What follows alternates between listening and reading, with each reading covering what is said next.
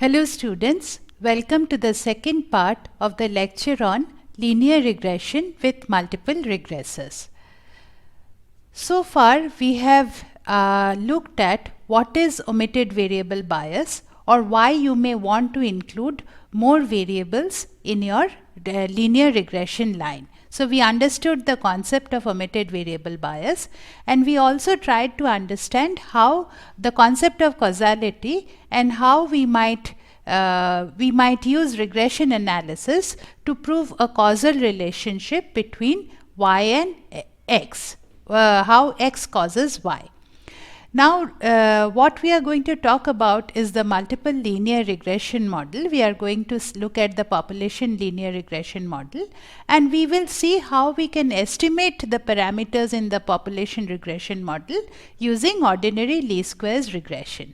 Then we are going to talk about measures of fit, and then finally we will come back to the sampling distribution of the OLS estimator and the idea of multi-collinearity.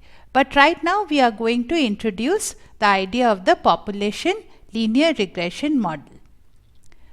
So the population multiple regression model can be defined as yi equals to beta 0 plus beta 1 x1I plus beta 2 x2I plus ui, I going from 1 to n. So what we have just done is we have included another variable over here with its own parameter. We have included a second variable which is x2 in addition to x1 to explain the variation within y. So both x1 and x2 explain some part of the variation in y, and we are interested in understanding the extent to which they explain the variation in y, and these, so there is a parameter associated with x1, and this is how much x1, the effect that x1 has on y, and there is a parameter associated with x2 which is the effect that x2 has on y, and we will understand the interpretation of these parameters and also how to estimate them. So y is called the dependent variable. X1 and x2 are two independent variables or regressors. Yi, x1I and x2I denotes the ith observation on y, x1 and x2. So if you have, now you have three variables, so you have these three variables are like this, y, x1 and x2, and you have observation number 1, 2 up to so on and so forth n. So the first observation has some value for y, the second first observation has some value for x1, and the first observation has some value for x2. The ith observation has some value for y, some value for x1 and some value for x2. Okay, so like this you have a matrix of values for the different variables, for the different, and these are actually vectors, y and x1 and x2 are vectors, and you have a matrix which looks like this. Beta 0 is the unknown population intercept, and beta 1 is the effect on y of a change in x1 keeping x2 constant. Okay, so this is an interesting aspect that we are introducing.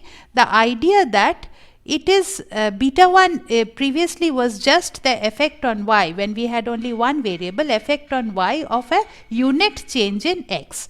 But in this particular case, in a multiple regression model, it is an effect on y of a unit change in x while holding x2 constant. Similarly, beta 2 is an effect on y of a unit change in x2 holding x1 constant. Okay, and we are going to understand a little bit more of what this holding x1 or holding x2 constant means. And ui is the regression error, or these are the omitted factors which are left over or which are residual after including x1 and x2 in your regression equation. So what is the interpretation of coefficients in a multiple regression? What is the interpretation of beta 1 and beta 2? So let us assume that you are changing x1 by a small amount, say delta x1, while holding x2 constant. So before the change, y was beta 0 plus beta 1 x1 plus beta 2 x2. After you have changed x1 by delta x1, now you have your y changes as a result of a change in x1, your y will change. So you have y plus delta y plus beta 0 plus beta 1 within brackets x1 plus delta x1, because now you have a different value of x1 because it is increasing by delta x1. However, x2 remains constant, so the term beta 2 x2 remains the same as it was before. So previously you have this equation, y equals to beta 0 plus beta 1 x1 plus beta 2 x2. After you have y plus delta y equals to beta 0 plus beta 1 within brackets x1 plus delta x1 plus beta 2 x2. If you subtract the before equation from the after equation, on the left hand side you have delta y, and on your right hand side all the other terms will cancel out and you are left with beta 1 delta x1. So from here you get beta 1 is equal to delta y by delta x1, but remember that this is while you were holding x2 constant. Similarly, if you were to do a symmetric calculation with beta 2 while holding x1 constant, beta 2 would be delta y by delta x2 holding x1 constant. So this is the interpretation of beta 1 and beta 2. Beta 1 is the marginal change in y with a unit change in x1 while holding x2 constant. It is a conditional marginal change, and this is also a marginal change in y for a unit change in x2 while holding x1 constant. And what is beta 0? Beta 0 is the predicted value of y. If you were to put x1 is equal to 0 and x2 is equal to 0, the value of y that you would get would be beta 0. So the interpretation of beta 0 is that value of y when both x1 and x2 take a value of zeros. Both of them are 0. So let us look at this from a visual point of view. If you remember, when we had only one variable, we were fitting a line to a cloud of points on a two-dimensional plane. Right. So we had a two-dimensional plane and we were fitting a cloud of points, and we said this was x1 and this was y, and the interpretation of beta was the slope of this line and the beta 1 was the slope of this line, and the interpretation of beta 0 was the intercept of this line. Now suppose you are going to look at two variables, then basically you look at one variable which is x1, which is increasing from 0 to 10 over here. X1 is increasing in this direction, or you could also say x1 is increasing in this direction, and x2 is increasing in this direction. Okay, so x2 increases in this direction, x1 increases in this direction. And you have y, which is the value of the dependent variable, which is on the vertical axis. Now for each coordinate of x1 and x2 on this particular plane, plane at the bottom on the floor, for each coordinate, for each values of x1 and x2, there is an associated value of y which is right above that point on the plane. So suppose this is a particular point of x1 and x2. This is the y that is associated with it. Okay, so this is a so if you were to look at this cloud of points, it is a three-dimensional cloud of points. Now you want to find that combination of x1 and x2 which sort of cuts through the middle of this three-dimensional cloud of points, and that combination of x1 and x2 is necessarily a plane. Okay, so it is a linear combination of x1 and x2, and it is a plane which is cutting through this cloud of points. Okay, now what is the interpretation of beta 1 and beta 2 if you were to look at this plane? So if you take, what is the interpretation of beta 1? Basically we are saying that x2 is held constant. If x2 is held constant, say x2 is held constant at the level of x2 is equal to 2. So when x2 is held constant and x1 can vary, so you have a vertical plane which sort of is parallel to vertical plane going through the value of x2 is equal to 4. So wherever that vertical plane intersects with this particular regression plane, the slope along the x1 line, that is basically beta 1. So if you sort of try to play with it, you will have a cross section across that vertical plane will cut through this regression plane. This is the regression plane.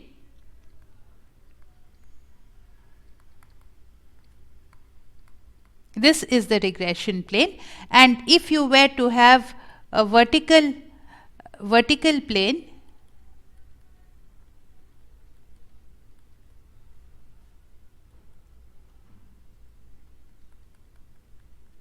so if you were to have a vertical plane which cuts through this regression plane, then whatever is the slope along the x1 axis, or for every unit change in x1, whatever is the change in y, that will give you your beta 1 hat.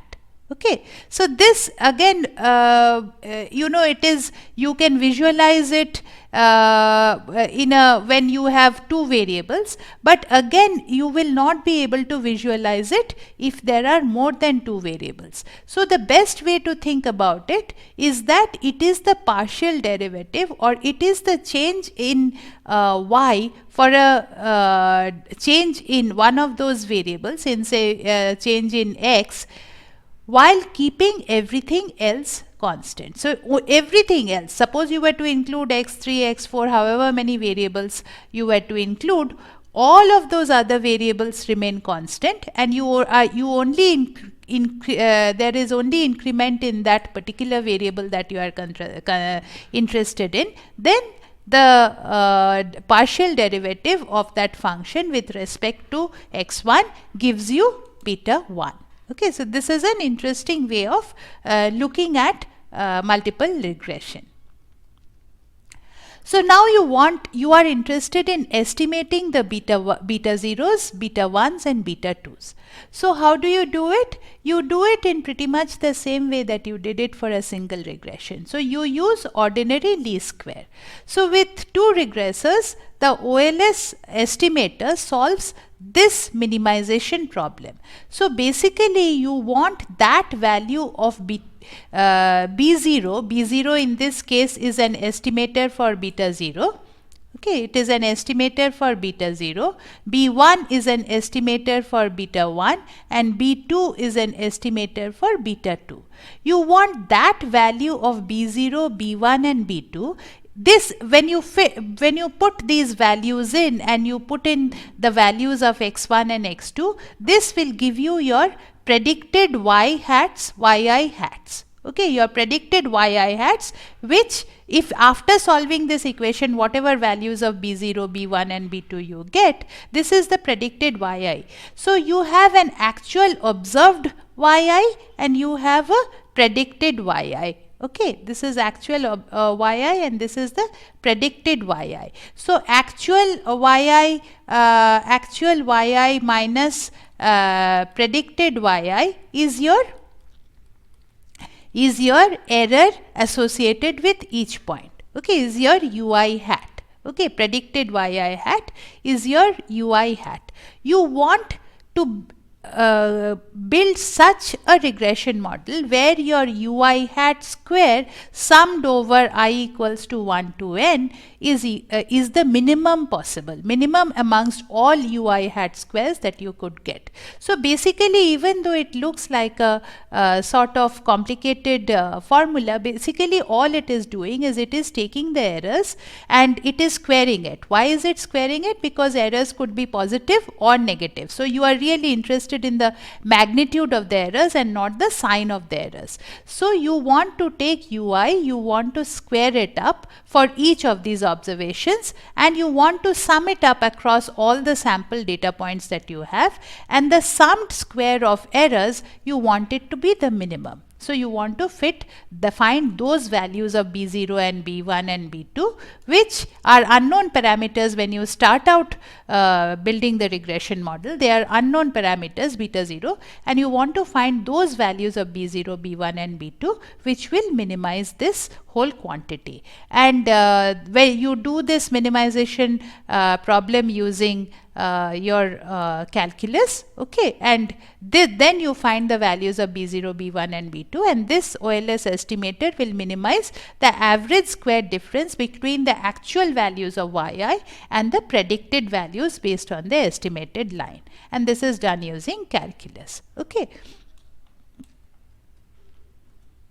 So let us take the example of the California test score data. When we used only one independent variable to predict the dependent variable test score, we used our sample of data for 420 school districts. The regression equation that we got, or the fitted parameters for beta 0 hat and beta 1 hat, were 698.9 and minus 2.28. Now, when you include another variable, which is the percentage English learners, and why did we include this particular variable? Because as we saw before, this also has an effect on test score. Percentage English learners has an effect on test score, and as it happens, percentage English learners also happens to be correlated with the included variable str, and the correlation between str and percentage English learners is 0.19. So that if you don't include this variable, then you will get an omitted variable bias, because both of the conditions for omitted variable bias are being met, and actually we find that that is what is happening. When you include this, the magnitude of beta 1 hat, which was originally minus 2.28, now the magnitude became minus 1.10. So the magnitude actually reduced from 2.28 to 1.10. The sign is negative in both cases. The magnitude reduced. That means when you had not included percentage English learners, you were giving greater weight, or you thought that STR had a greater effect on test score, which it didn't. STR does not truly have that much effect on test scores. But if you had not included this variable, you would have gone out and thought that it has a greater effect on test scores and just hired more teachers. But someone who is more careful said, no, let us look at if there might be omitted variable bias in our original estimated equation. So this is what the regression output might look like in Stata, where you have the variables, the independent variables and the constant. This is for the intercept. These are the independent variables: student-teacher ratio and percentage English learners. You have the estimated beta 0 hats, beta 1 hats and beta 2 hats over here. The associated standard errors for each of these estimates is given here, and this standard error comes from the fact that we know that this is for one sample that we are getting these data, but there may be, if we had taken a different sample, we might have got different coefficients, and this takes into account, the standard error takes into account that idea, and we calculate the t statistics and the associated p values, which will allow us to say whether these independent variables in fact have a significant relationship with they significantly have a relationship with the dependent variable. So this is what your regression output looks like, and this is how you might interpret your regression output. So now we look at the measures of fit for multiple regression. So as we know, our actual yi is equal to the predicted yi plus the residual. So yi equals to yi hat plus the residual ui hat. So we again previously, when we were looking at regression with one independent variable, we had introduced the idea of regression R square and standard error of regression. So even for multiple regression, these two concepts remain, where standard error of regression basically tells you what is the standard deviation of ui. That is your cloud of data bunched together close to the regression plane or the regression line that you are building, and the R square tells you that what is the explanatory power of the included variables on the how far does it explain the variation in y. Okay, so the fraction of variance of y explained by x. If you had not included either of those variables, x1 and x2, then how much would you have, what would have, y would be explained by y bar. But after including those two variables, it is being explained by y hat. So how much of your total error has been explained by y hat compared to being explained by y bar. So standard error of regression is the standard deviation of ui hat with the degrees of freedom correction, and Rmse, or the root mean square error, is the standard deviation of ui hat without the degrees of freedom correction. But now we include another idea of adjusted R square. So adjusted R square is a R square with a degrees of freedom correction. Here you can see that SER is with the degrees of freedom correction. Here adjusted R square is a R square with degrees of freedom correction that adjust for estimation uncertainty. Okay, so we will talk about adjusted R square in a little bit.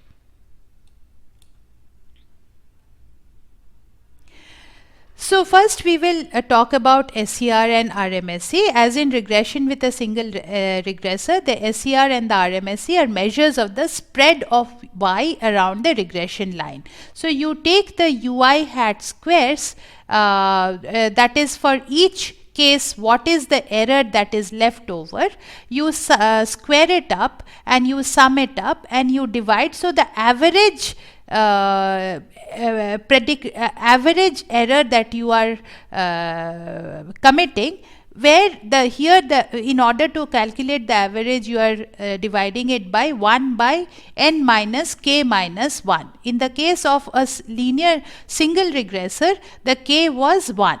Okay, so you had done n minus 2. So the degrees of freedom was over there, it was 2. You were estimating beta 0 and beta 1. So the degrees of freedom that you lost were 2. But in this particular case, you are estimating beta 0, beta 1, beta 2 and so on and so forth. So however many k's you have, plus 1, so that is the loss of degrees of freedom, n minus within brackets k plus 1. So that is it is a degrees of freedom correction. And Rmse is the same thing except without the degrees of freedom correction. So you just divide it by n.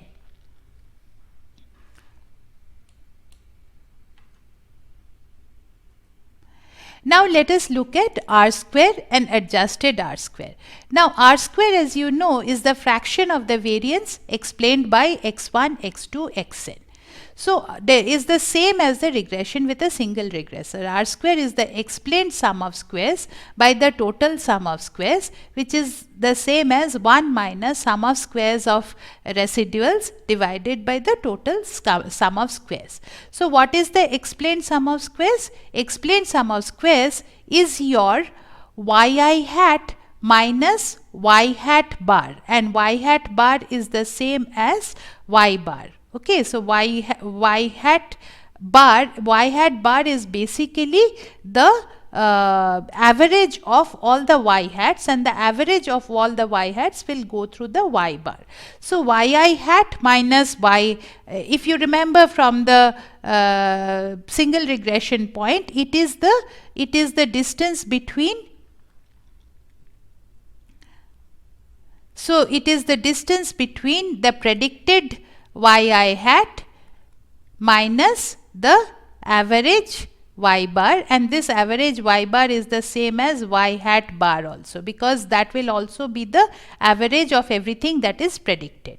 So this distance is the explained sum of squares, and you can just sort of extend this idea to multiple linear regression, and this is the explained sum of squares divided by the total sum of squares, which is yi minus y bar whole square. Okay, so this is the same, the concept is the same, that you are extending to two variables. So, and total sum of squares is yi minus y bar. In the absence of any excess, the best predictor would have been y bar. So yi minus y bar, this is the total variance in y, and how much of that variance you are being able to explain by fitting with these two explanatory variables x1 and x2.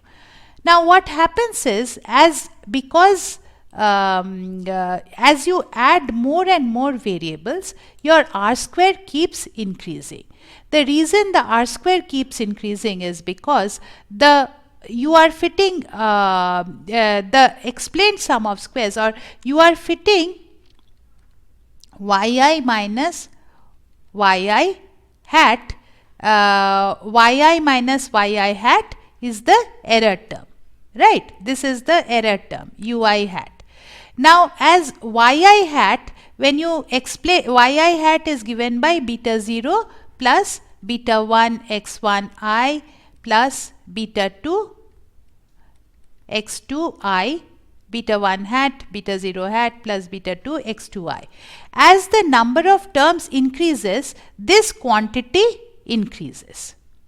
Okay, so this, if you look at the magnitude of this quantity as the number of variables, if the estimated beta 2 hat is 0, that's a different factor, but you are trying to build that yi hat which minimizes ui hat. So as you keep increasing more and more explanatory variable, if beta 2 hat is not 0, that means you are including another explanatory variable which will further minimize ui hat.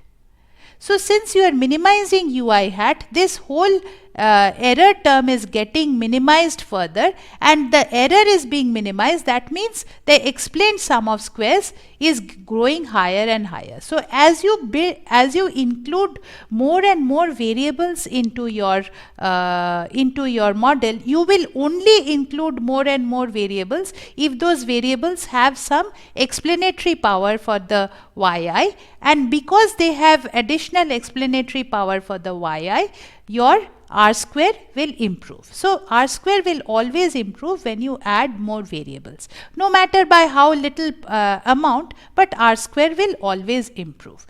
Now this is a problem, because because r square keeps increasing, you may keep adding more and more variables, but there is some benefit to having a sort of simple model. Okay, so there is a concept called Ocam's razor. So Ocam's razor says that you should try to fit the best model, but at the same time but the simplest model that will explain most of the variation. You don't keep including more and more explanatory variable, but you try to include the explanatory variables that increase your explanatory power, but does not make the model too complicated or too unwieldy. Okay, so this is the idea of Ocam's razor. So you want to include other variables, but you don't want to include so many variables that it makes no sense. So this is where the idea of adjusted r square comes in. So adjusted r square corrects this problem by penalizing you for adding another regressor. So basically it says, okay, I will allow you to add another regressor, but for each regressor you will be penalized by this quantity.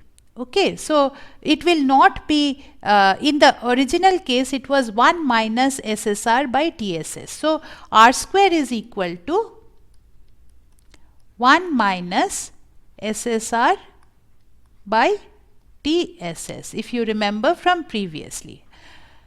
What you are doing now is you are including a factor n minus 1 divided by n minus k minus 1, and when k is equal to 0, then it is just n minus 1 divided by n minus 1, that is SSR by TSS. When n is equal to 2, then it is n minus n is equal to 1, then it is equal to n minus 2, n minus 1 divided by n minus 2.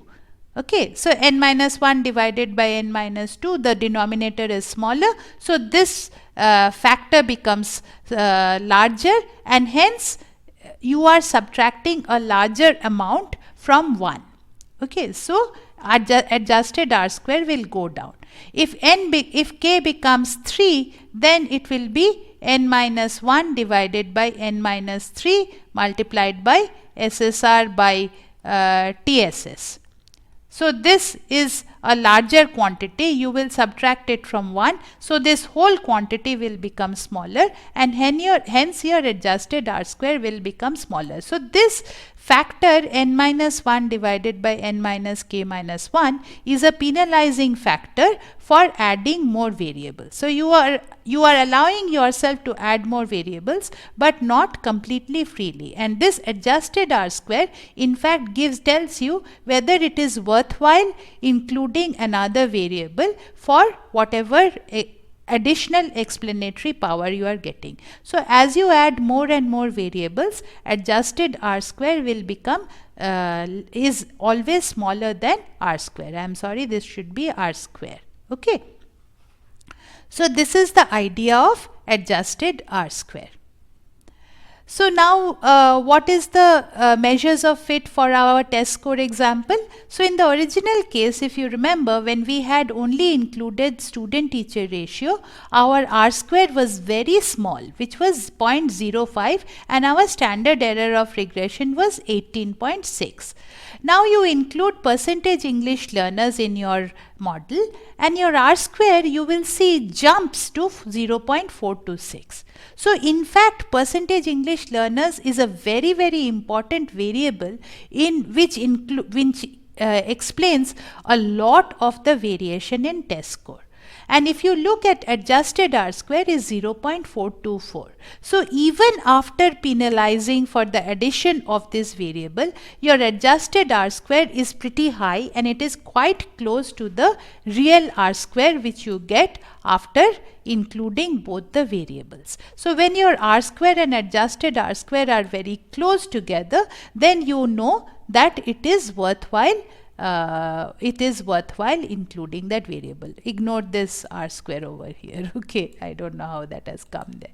So so why are the R square and so when you look at your models, if your adjusted R square and R square are close by, that means that whatever variables you have included, it is worthwhile including those variables in your model. Now next we will talk about least square assumptions, but we will talk about this in the next lecture.